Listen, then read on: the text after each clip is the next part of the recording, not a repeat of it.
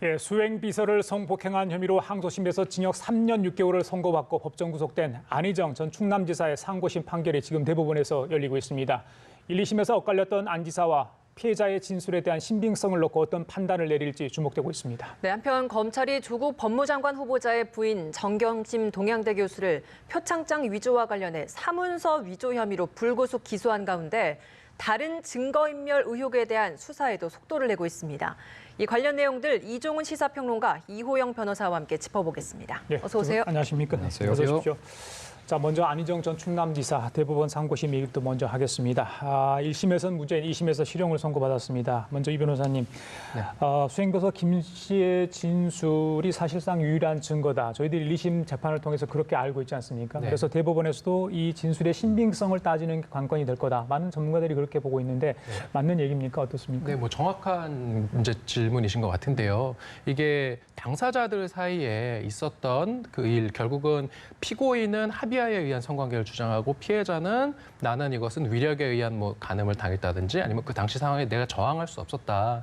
이렇게 당사자의 진술이 엇갈리고 이러한 진술과 관련돼서 어떤 핵심적인 물적 증거가 없는 사건이 맞습니다. 이런 것들은. 예. 그래서 일반적인 범죄라고 하면 이제 어떤 이 피해자의 그러한 진술이 신빙성이 있는지를 아주 엄격하게 판단하는 게 맞거든요. 왜냐하면 억울한 어떤 그러한 피고인이 유죄 판결을 받게 하면 안 되니까. 그런데 이처럼 이렇게 어떤 그 부하 직원과 그런 상사와의 어떤 그런 위력 관계를 이용한 그런 사건에 있어서는 피해자 진술의 그런 신빙성을 어떤 판단하는 기준에 있어서 일반적인 형사 사건과는 조금 달라야 하는 것이 아닌가. 그러한 것들을 이제 그 대법원에서 그런 설시한 것들이 바로 그 피해자 증명력의 어떤 피해자 진술의 증명력과 관련된 성인지 감수성 이러한 얘기들이 나오는데 오늘 안희정 지사의 대법원 선고에서 과연 그런 피해자 김 씨와의 그 진술과 관련된 그런 증명력 판단에 대한 대법원의 판단이 나올 것인지 그 부분이 쟁점인 것 같습니다. 예, 1심에서는 이 김 씨의 진술 신빙성을 낮게 받고 2심에서는 신빙성이 있다라고 판단하면서 전혀 다른 결과가 나온 바 있습니다. 오늘 판단 좀 어떻게 전망하십니까? 그렇죠. 근데 뭐 대법원에서 이제 그건 뭐 자율적으로 이제 정확하게 판단을 내려줄 거다라고 생각이 됩니다. 근데 예. 1심 쪽에서는 그러니까 이제 피해자의 그 말과 행동이 좀 불일치한 점에 대해서 좀 이제 많이 얘기를 했죠. 그래서 피해를 당하고 난 직후에 뭐 그 동료들하고 약간 좀 이렇게 그 문자 메시지를 주고받는 걸 보면 뭐 굉장히 기분이 좋은 그런 상태였다라든가 또는 뭐 그 안 전 지사가 좋아하는 뭐 그 식당 뭐 예약을 했다든지 뭐 이제 그런 거 그다음에 뭐 바에 뭐 함께 갔다든지 피해자다움을 강조했죠. 예, 그래서 이제 그 피해자다움이 좀 떨어진다. 이거는 좀 뭔가 이렇게 본인도 상당히 뭐 약간 좀 적극적으로 뭐 좀 호응을 했던 거 아니냐. 뭐 이렇게 이제 판단을 좀 이제 내렸던 부분이 있었는데요. 그런데 이제 그 2심에서는 이제 그 피해자다움보다는 오히려 이제 이제 이 진술의 일관성, 계속 난 피해를 당했다라고 이야기하는 그런 부분에 대해서 좀 더 좀 중점을 두고 보고 그다음에 이제 그런 상황에서는 본인이 직분을 잘 수행해야 된다라고 하는 그런 또 다른 한쪽에서의 강박 그런 것도 작용하기 때문에 그런 행동에 언행의 불일치도 발생할 수 있다라는 점 그런 점들을 고려를 해서 다 이제 유죄 한 개를 제외하고는 다 유죄로 9개의 사항에 대해서 유죄로 판결을 내렸죠. 네. 업무상 위력 존재 여부에 대한 판단도 달랐습니다. 업무상 위력의 범위를 어디까지 볼 것인가 이것도 굉장히 중요한 쟁점이었던 것 같은데 이런 판단에 대해서 오늘 대법원은 어떤 결정을 좀 내릴까요? 저도 참 궁금한데 이제 그 1, 2심에서 가장 달랐던 것은 업무상 위력의 존재 여부에 대해서는 1, 2심이 같게 봤습니다. 그런데 그렇게 존재하는 위력을 행사했는지 이 부분에 대해서 1심은 업무상 위력이 존재하는 거는 넉넉히 인정되는데 행사하였다라고 보기는 조금 부족한 것 같다라고 봤던 거고 2심 같은 경우는 업무상 위력이 행사된 걸로 봐야 된다 이거는. 근데 그 과정에서 이제 피해자 진술의 증명력을 약간 피해자 진술의 어떤 신빙성이 조금 이상하다라고 보일 여지가 있다고 해서 바로 배척하는 것은 아니고 피해자의 어떤 그 당시 상황, 특별한 그런 상황, 그런 업무상 위력 관계라는 그러한 특별한 상황을 고려해서 성인지 감수성에 의해서 이것을 피해자 진술의 어떤 좀 신빙성이 다소 흔들릴 그런 정황이 몇 개 보인다 하더라도 오히려 가해자의 진술에 집중해야 된다. 예를 들어서 안 전 지사가 이제 김 씨에게 그 간음 행위가 있었던 이후에 보냈던 텔레그램 문자 메시지 같은 걸 보면 어떤 미안하다라는 어떤 의견을 계속 피력하고 있거든요. 뭐 개념치 말라, 그렇죠. 뭐 상처를 줘서 미안하다 이러한 얘기를 보면 김 씨, 피해자 김 씨의 어떤 진술이 다소 조금 이상해도 가해자가 그 이후에 무언가 자신의 잘못을 시인하는 듯한 어떤 그러한 정황을 보다 엄중하게 이것은 판단해야 된다. 이렇게 해서 어떤 위력의 행사 여부에 대해서 조금 더 적극적으로 판단을 하는 것이 바로 2심 판단이었습니다. 예. 이 형사님, 이 위력을 행사할 위치에 있었나, 지위에 있었냐 그 부분이 좀 관건인 것 같은데 충남지사와 수행비서 또 전 대통령 후보로 거론됐던 인물이기 때문에 충분히 그럴 여지가 있다. 이렇게 2심에서는 본 겁니까? 그렇죠. 그러니까 예를 들어서 뭐 이제 상호관계를 하더라도 예. 직급 차이가 상대적으로 뭐 그렇게 많이 나지 않는다. 예를 들어 뭐 대리와 뭐 과장 사이에서 뭐 그런 일이 있었다. 이런 경우하고 그러니까 사장과 뭐 신입 여직원 사이에서 있었다. 또는 비정규직 여직원 사이에서 무슨 일이 있었다. 이런 사건이 있었다라고 했을 때는 판단 기준이 달라질 수밖에 없는 거죠. 그러니까 예. 직급 차이가 주는 그런 그 심리적인 압박 같은 게 상당히 있는 거 아니겠습니까? 여기서 이제 얘기하는 위력이라고 하는 것은 예. 그러니까 물리적으로 뭐 어떻게 하는 이런 부분도 포함이 돼 있지만 그거 말고 심리적으로 제압당할 수밖에 없는 부분까지도 포함이 돼 있는 거거든요. 자, 그런데 안전지사와 이 수행비서 간의 관계라고 하는 것이 그러니까 뭐 그 당시에 이제 그 팀의 분위기도 그랬고 안전지사는 거의 뭐 제왕처럼 이렇게 참모들이 이렇게 모시는 그런 관계였다라고 얘기가 좀 많이 나오고 있지 않습니까? 뭐 1심 진행 과정에서도 그렇고 검찰 수사 과정에서도 그렇고 그런 관계자들 이제 증언도 많이 있었던 이제 그런 상황입니다. 그렇게 보자면 그러니까 뭐 고양이 앞에 쥐 같은 그런 상황 비슷하게 이렇게 이제 그 상황이 계속 전개가 됐고 이제 그런 부분에서 수행비서 김지은 씨로서는 어떻게 좀 거부할 수 없는 뭐 어떤 요구도 거부할 수 없는 그런 상태가 아니었겠는가라고 이제 2심은 이제 본 거죠. 네. 예, 최근 판례도 이렇게 뭐 명시적으로 행사를 하지 않아도 이 관계가 있다는 것만으로도 위력을 행사하는 것이다라는 뭐 결론이 나오는 판례들도 있다라고 하더라고요. 그것은 조금은 이제 조심스럽게 봐야 되는 것은 예. 업무상 위력이 존재한다라고 해서 바로 어떤 그 위력에 의한 성폭행을 인정했다라고 하면 안 되는 것이고요. 예. 업무상 위력 관계가 있다라고 하면 그러한 관계가 실제로 행사되었다라고 하는 것까지도 증명은 되어야 합니다. 형사 재판에서는. 예. 다만 그러한 증명 과정에서 우리 지금 솔직한 얘기로 법원에서는 피해자들의 진술의 신빙성을 대단히 조금 높게 평가하는 그런 경향이 있습니다. 왜냐하면은 어차피 물적인 직접적인 증거가 없는 그러한 상황에서 피해자들이 어떤 그런 일방적으로 어떤 무고를 할 어떤 그런 의도나 이런 것들이 보이지 않는다면 가급적 피해자 진술의 신빙성을 높게 보는 것이 지금 현재 실무 예이기는 합니다. 네. 아까 이 변호사께서 성인지 감수성 얘기를 해주셨습니다. 안희정 전 지사가 과연 이걸 얼마나 가지고 있었는지 그 부분도 오늘 대법원에서 밝힐 것으로 예상이 되는데 이 성인지 감수성 사실 이게 개념이 나온 지 얼마 되지 않았지 않습니까? 네. 예. 그런데 대법원이 이제 이 부분에 대해서 최근 들어서 굉장히 엄격하게 적용을 하고 있는 그런 그 상황이란 말입니다. 그러니까 적극적으로 이제 성인지 감수성 부분을 도입을 하고, 그러니까 뭐 예를 들어서 조금 전에 이제 얘기가 나왔습니다만, 예를 들어 뭐 사장이 신입 뭐 여직원에 대해서 뭔가 이렇게 가해를 했다라고 전제했을 경우에 과거 같았으면 그러니까 위력을 과연 행사했는지 여부를 피해자가 입증을 해야 되는 그런 상황이었습니다. 자, 그렇다면 최근엔 바뀌었다는 거죠.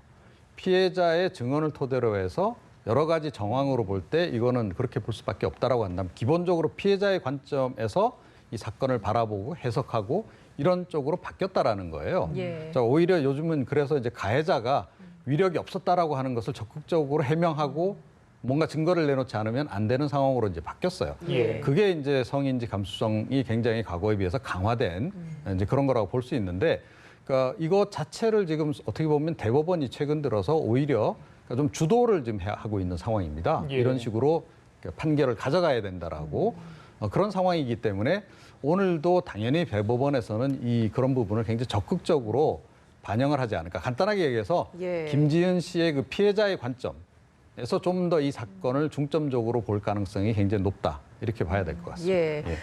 뭐 안희정 전 충남지사 측에서는 위력이 어떻게 이용된 건지가 확실해야 한다라고 주장하고 있다라고 하는데 어쨌든 오늘 재판에서 무죄가 돼서 석방이 되면 뭐 이제 무죄가 입증이 돼서 이제 이걸로 끝나는 거지만 사실 유죄가 나온다고 하면 이게 안희정 전 충남지사 입장에서도 굉장히 정치적 타격이 클 것 같습니다. 네, 그러니까 오늘 뭐 대법원이 이제 어떻게 결정 내릴지는 뭐 대략 3가지 정도로 추론해 볼 수 있는 거 아니겠습니까? 예. 그러니까 무죄 취지로 파기환송을 시키거나 아니면 이제 2심에서 한 걸 그대로 그냥 유죄를 인정해 버리거나 또는 유죄로 인정을 하되 최근에 이제 박근혜 전 대통령 대법원 그 결정 과정에서도 우리가 봤듯이 형량 적용에 좀 문제가 있다. 법리 적용에 문제가 있기 때문에 유죄 대 형량을 다시 좀 조정해라라고 다시 이제 그 고등법원으로 내려보내는 예. 그 3가지 경우가 있을 수 있다라고 좀 보는데요.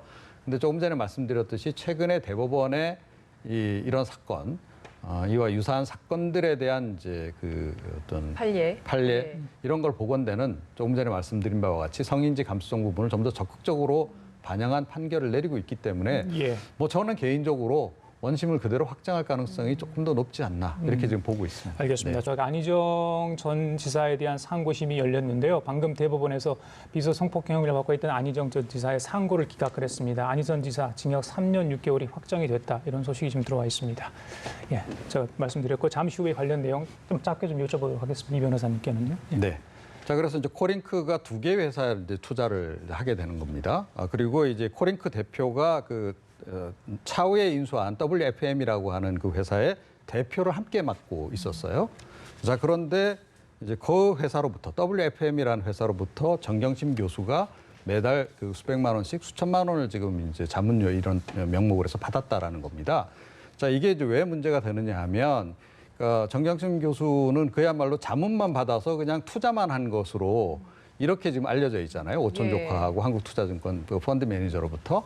자, 그런데 상당히 깊숙이 개입이 돼 있는 것이 드러나는 셈이 되고 이렇다면 오촌조카도 실제로 관계가 됐을 가능성, 코링크 실오너일 가능성이 높은 겁니다. 왜냐하면 그 오촌조카가 WFM의 그 투자를 유치하는 과정에서 상당히 전면에 나서 있었다는 거거든요. 게다가 이 조국 후보자는 인사청문회 과정에서 뭐라고 얘기했냐면 이게 블라인드 펀드이기 때문에 어디에 투자하는지도 모른다라고 이야기를 했어요. 그런데 아내는 그 투자한 회사로부터 이런 자문료를 받았다는 겁니다. 그래서 지금 이제 오늘 이제 2사람에 대해서 영장 청구를 하긴 했습니다만 이 칼끝은 결국은 일단은 정경심 교수를 향할 가능성이 높다. 그러니까 1차적으로 지금 뭐 그 표창장 위조 혐의로 해서 기소를 좀 한 상태이긴 한데 지금 사모펀드 관련해서도 추가 기소가 들어갈 가능성이 굉장히 높지 않나 이렇게 생각을 합니다. 예.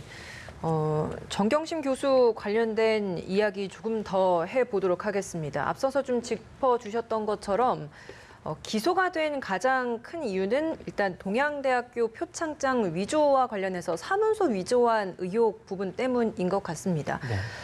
그런데 한 차례 소환 조사도 하지 않은 상태에서 기소가 된 걸 두고도 여러 가지 해석이 나오고 있는데 일단 이 부분에 있어서는 법적인 문제는 없는 겁니까? 법적인 문제가 당연히 하나 있는 게 뭐냐면 이렇게 피의자를 기소한 이후에 피의자를 계속 수사하는 것이 가능하냐에 대해서 사실 법조계에서는 치열한 그 논쟁이 있습니다. 예. 뭐냐면은 피의자를 기소를 한다는 건 수사를 종결하고 이제 재판에 넘긴다라는 건데 재판에 넘긴 다음에 또 피의자를 소환 조사하거나 뭐 구속시키거나 이래서 조사를 하면 재판 절차가 아예 그냥 형해화될 수도 있거든요. 왜냐하면 재판에서 엄연히 법원에 의한 피고인 신문이라는 것이 있는데 재판에 넘겨놓고 피의자를 소환해서 막 조사를 하고 그러면 안 되는 거 아니냐라는 어떤 그러한 이제 얘기가 많이 있는데 예. 이제 그럼에도 불구하고 우리 법원은 어쨌든 기소 이후에 수사가 불가피한 경우에는 그 피고인 신분에 있는 사람에 대한 검사 작성의 피의자 신문 조서도 증거 능력이 있다라고 해서 결론만 말하면은 기소 후에도 뭐 수사를 할 수는 있다라는 입장이기 때문에 이제 검찰에서는 뭐 그런 좀 공소시효 문제나 이런 것들 그다음에 국회 청문회를 바로 앞두고 피의자를 소환 조사하는 것에 대한 어떤 부담감 이런 것 때문에 일단은 기소한 후에 그다음에 소환 조사를 할 것으로 보입니다. 예, 그렇다면 검찰이 소환 조사를 하지 않고 불구속 기소가 있다. 뭐 검찰에서 나온 얘기로는 증거가 많이 있기 때문에 그랬다는 이야기 있지 않습니까? 그렇죠. 지금 이제 사무소 위조하고 증거를 교사, 그러니까 없애기 위한 어떤 그런 교사했다는 협의까지 지금 받고 있는 것으로 알고 있는데, 네. 자 그런 혐의들의 어떤 최종 목적은 결국에는 부산대 의전원의 딸을 보내기 위한 어떤 그런 목적이었다까지 이제 검찰이 깊숙하게 들여다볼 수밖에 없는 상황인데 이걸 총괄적으로 다 본다면 혐의들이 어떤 것들이 다 뭐 만들어질 수 있는 겁니까? 일단은 가장 먼저 이미 기소된 사문서 위조는 하나 있는 것이고요. 그다음에 이제 그런 부산대 의전원 그 입시를 어떤 방해한 혐의가 있을 수 있을 것 같아요. 그러면은 그러한 이제 허위 증명서를 작성한 것이 맞다면 허위 공문서 작성죄가 하나 있을 수 있고, 이러한 작성된 허위 공문서를 행사해서 부산대의 그 입시라는 어떤 공무집행을 이제 방해한 그러한 혐의까지도 이제 수사를 해서 뭐 기소가 된다라고 하면은 어떤 당부당을 좀 판단할 여지는 있을 것 같습니다. 예. 조국 후보자 딸이 신변 위협을 느낀다라고 하면서 경찰에 신변 보호를 요청을 한 상태입니다. 본인이 경찰에 생기부 유출한 사람에 대해서 처벌해달라라는 고소장도 지금 경찰에 접수한 상황인데 네. 그렇다면 조국 후보자 딸에 대한 수사에 대한 방향성도 지금 있는 건지 이것도 궁금합니다. 네, 일단 뭐 고소를 했으니까 이제 고소인으로 가서 이제 조사는 일단 받아야 되는 거고요. 이제 그거 이외에 이제 본인과 연관된 어찌됐건 뭐 이 사문서 위조라든가 이런 것에 본인이 직접 개입이 돼 있지 않더라도 수혜자잖아요. 그러니까 지난 그 최순실 게이트 때 정유라 씨처럼 그러니까 수혜자기 때문에 이제 그와 관련해서 일단 뭐 참고인 조사는 이제 반드시 그 받을 가능성이 좀 높지 않나 일단 이렇게 생각을 하고요. 그 다음에 지금 검찰이 일단은 뭐 정경심 교수를 그 동양대 표창장 이제 조작한 그 혐의 하나만으로 해서 일단 기소를 하긴 했는데 지금 뭐 조작 의혹이 불거지는 게 그 것만 있는 게 아니잖아요. 그러니까 네. 뭐 키스트 그 인턴 그 증명서도 역시 이제 위조 됐다라는 이제 가능성이 굉장히 높다는 얘기가 나오고 있고, 또 서울대에서 이제 그 인턴한 그 부분 관련해서도 어찌됐건 학교 측에서는 공식적으로 뭐 고등학생을 받은 적도 없고 뭐 그런 증명서 발급한 적도 없다라고 얘기하고 있기 때문에 이것 또한 이제 위조 가능성이 굉장히 높습니다. 그래서 위조 혐의만 하더라도 지금 건수가 여러 건이 좀 될 가능성이 굉장히 높아요. 그래서 이건 조금 더 수사를 지켜보긴 해야 되겠는데 혐의가 좀 추가될 가능성이 좀 현재로서는 높지 않나 이렇게 생각을 합니다. 자, 마지막으로 저기 아까 좀 상고 얘기 좀 잠깐 하고 장제훈 아들 얘기 좀 하겠습니다. 네. 방금 안희정 전 충남지사 상고심 결과가 나왔는데 상고가 기각됐습니다. 그렇다 보니까 징역 3년 6개월 2심 판결 그대로 확정이 됐습니다. 자, 법원에서 어떤 이유로 그런 판결을 나오지는 않았습니다만은 그럴 만한 그러니까 2심의 결과를 그대로 인용했다. 저희들이 일단 그렇게 받아들일 수밖에 없지 않습니까? 네, 그렇죠. 예, 예. 이게 뭐냐면 이제 그 처음에 시작할 때 판결 어떻게 나올 것인가 이제 다들 궁금해했는데 이게 두 가지 가능성이 있었던 거예요. 만약에 싱겁게 끝날 가능성이 하나 있습니다. 이건 뭐냐면 대법원이 상고를 기각하면 별다른 이유를 크게 설시하지 않거든요. 왜냐하면은 그 원심 판결이 옳았다. 원심 판결의 법률 판단 또는 증거 법칙에 대한 판단에 아무런 문제가 없다라고 하면 그냥 상고를 기각한다라고 간단하게 끝나거든요. 네. 지금 이제 안 지사 사건이 바로 이런 케이스인 것 같습니다. 항소심, 그러니까 원심의 어떤 그런 법률 판단에 대해서 이제 피고인 측에서 항소를 했지만 그 항소의 이유는 결국은 이거예요. 피해자의 진술의 신빙성이 떨어진다. 예를 들어서 피해자가 어떤 간음 행위가 있었던 이후에 본인이 다니던 미용실 같은 데 가서 본인은 그 안지사를 수행하는 일이 행복하다 막 이런 이야기를 하고 그랬었거든요. 그러니까 피고인 측에서는 집요하게 피해자의 진술이 이거 이상하다. 이거는 뭔가 그 당시에 불륜이 아니었나 막 이렇게 의혹 제기를 했지만 그러한 어떤 피해자의 진술의 증명력 판단에 있어서 기존의 대법원 판단은 그러한 어떤 피해자가 그 당시에 사회적으로 처한 특수성을 이제 감안을 해야 된다. 그런 성인지 감수성에 대한 기존의 2018년 대법원 판결의 그러한 취지를 그대로 유지한 것이 오늘 선고의 그런 어떤 의의라고 할 수 있을 것 같습니다. 알겠습니다. 예, 마지막으로 장제원 의원 아들 음주운전 사고 이야기를 좀 해보겠습니다. 지난 토요일 새벽에 혈중 알코올 농도가 0.12%, 그야말로 만취 상태로 운전을 한 것이었습니다. 근데 더 문제가 됐던 건 이 음주운전을 하고 나서 합의하는 과정에서 이제 뭐 우리 아빠가 국회의원인데라는 식의 취지의 발언을 하면서 뭐 합의를 시도를 하기도 했고, 그리고 운전자를 바꿔치기 하려고 했다라는 정황도 지금 나오고 있는 상황입니다. 네. 지금 나오고 있는 상황만 쭉 봤을 때 어떤 처벌들이 지금 뭐 예상이 되고 있는 겁니까? 네, 일단은 그 지금 말씀하신 것처럼 0.12% 혈중 알코올 농도면 면허 취소 사유의 음주운전이기 때문에 예. 도로교통법 위반이 하나 되고 그다음에 음주 교통사고를 냈기 때문에 교통사고 처리 특례법 위반이 일단 성립을 하는데 거기에 나아가서 운전자 바꿔치기를 시도했다라고 하면 이거는 전형적인 이제 범인 도피를 교사한 겁니다. 뭐냐면은 운전자를 바꿔치기 하는 그 대역한테는 범인 도피죄가 이제 성립할 수 있는 것이고 그 다른 사람에게 네가 운전했다라고 말해줘. 라고 한 이제 그 음주 운전자는 범인 도피를 교사한 거기 때문에 예. 범인 도피 교사죄가 될 수 있는데요. 이 부분에 대해서 이제 아까 뭐 보도는 이게 범인 도피 교사는 뭐 미수범 처벌이 없기 때문에 뭐 성립하기 어렵다라는 얘기가 나오긴 했었는데 일단은 판례에서는 범인 도피죄 같은 경우는 실제 결과 발생이 있을 필요까지는 없다. 범인을 도피하려고 하는 위험이 발생하면 된다라고 하고 있기 때문에 좀 더 수사를 해서 범인 도피를 실제로 어느 정도까지 시도를 했었는지를 보면 범인 도피 교사가 성립할 가능성도 있다. 그래서 좀 추가적인 수사가 필요할 것 같습니다. 지난번에도 한번 불미스러운 일이 있어가지고 장제원 의원 해명하기도 하고 그랬지 않습니까? 네. 이번에도 좀 어려운 상황이 된 것 같아요? 그렇죠. 근데 사실은 이제 조금 전에 얘기 나온 그 부분이 이제 제가 보기엔 결정적일 것 같아요. 그러니까 범인 도피 교사를 하는 과정에서 장제원 의원이 얼마나 개입이 됐는가.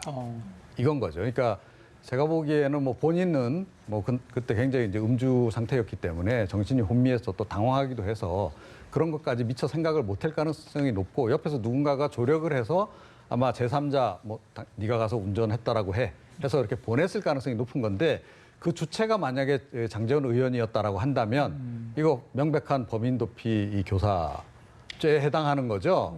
지금 사실은 이제 다른 정당들 쪽에서는 그럴 가능성이 높다라고 보고 지금 이제 사퇴하라고 지금 얘기를 하고 있는 건데 예. 이 부분에 대해서 명쾌한 과연 해명을 내놓을 수 있을지 지금 지켜봐야 되는 알겠습니다. 상황입니다. 이래저래 자녀 문제로 여러 가지 얘기되고 있는 것 같아요. 지금까지 이정훈 시사평론가 이호영 변호사였습니다. 말씀 잘 들었습니다. 고맙습니다. 네.